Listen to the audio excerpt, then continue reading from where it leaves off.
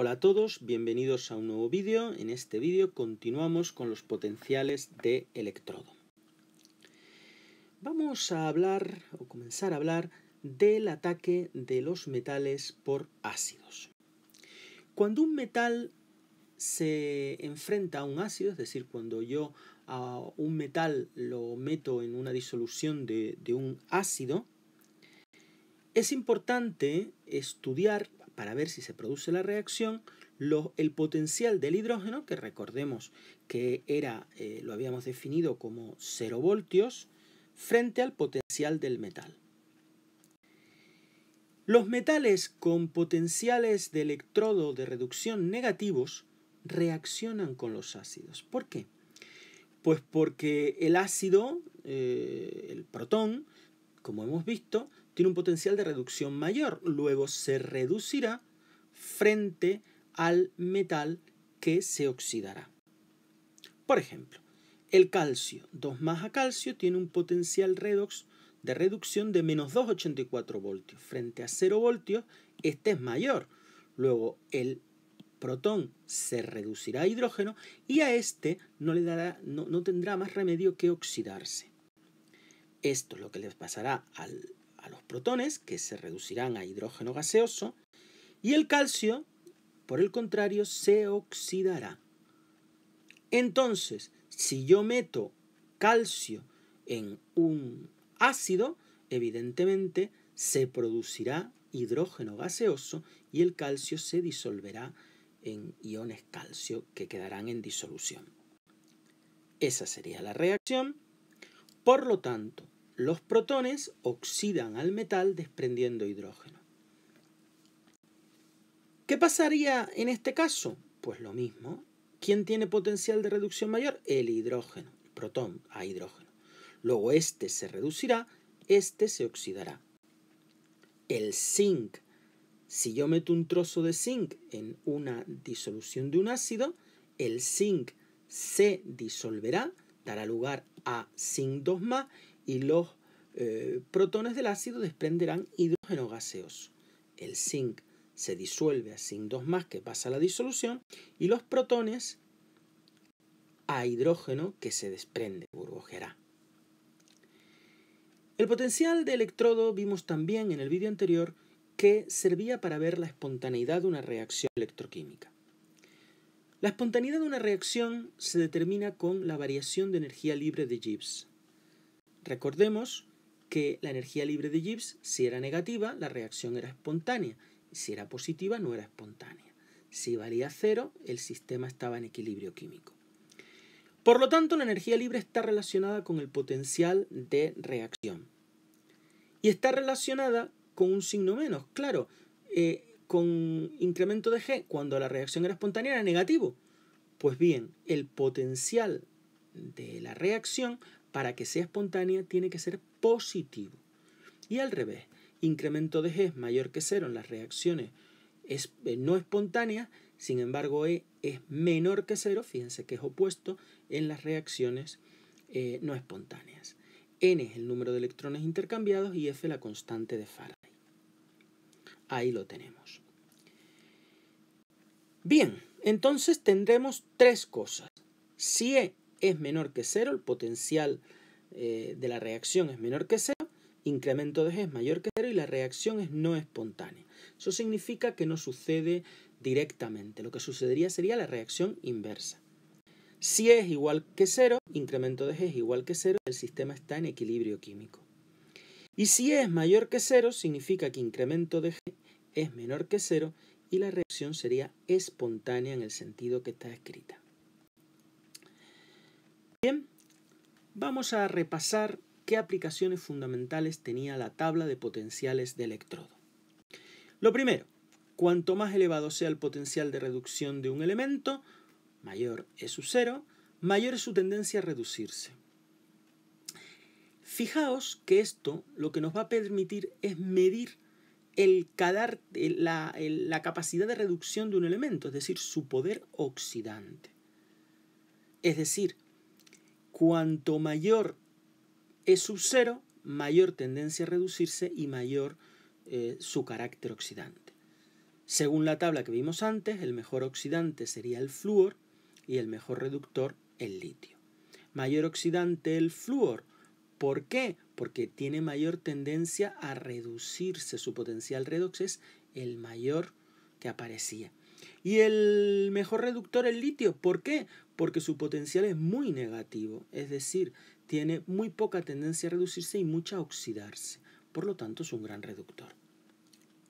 Segundo, predecir qué electrodo será el ánodo y cuál será el cátodo de una pila formada por dos electrodos cualesquiera, ya que se va a reducir siempre el que tenga mayor potencial de reducción, y ese será el cátodo de la pila. Siempre en el cátodo, reducción. Y el otro se oxidará.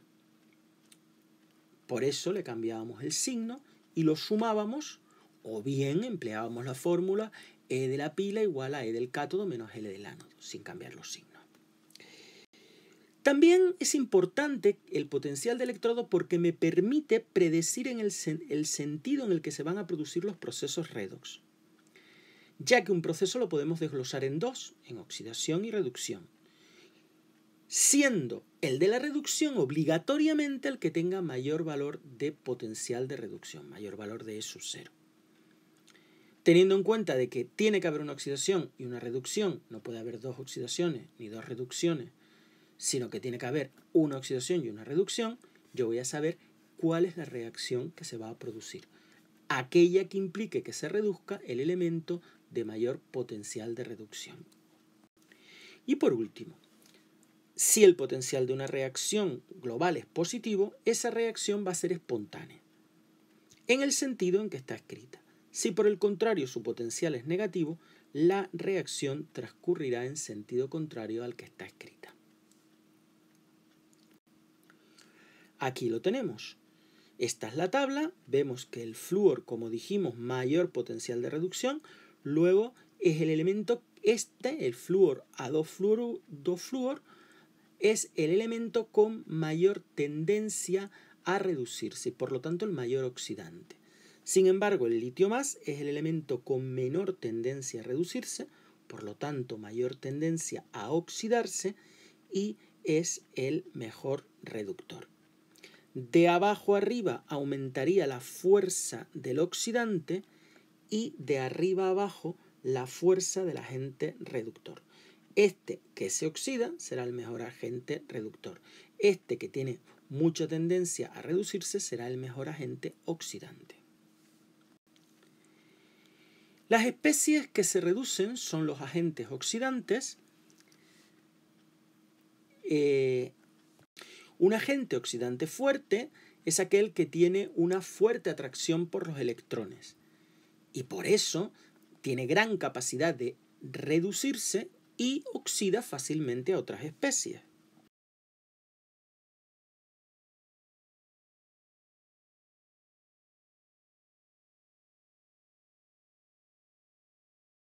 Bien, vamos a hacer un problema como ejemplo.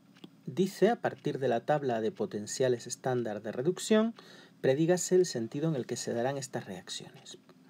La primera está implicando que el sodio más se reduzca frente al hidrógeno que se está oxidando. Si nos fijamos, el potencial de reducción del sodio más es menos 2,71 y el del protón a hidrógeno 0. Luego, evidentemente, 0 es mayor que menos 2,71. ¿De acuerdo? El potencial estándar de reducción del protón a hidrógeno es mayor que el del sodio más a sodio. Por lo tanto, esta reacción se dará en sentido inverso. Se dará reduciéndose el protón a expensas del sodio que se va a oxidar.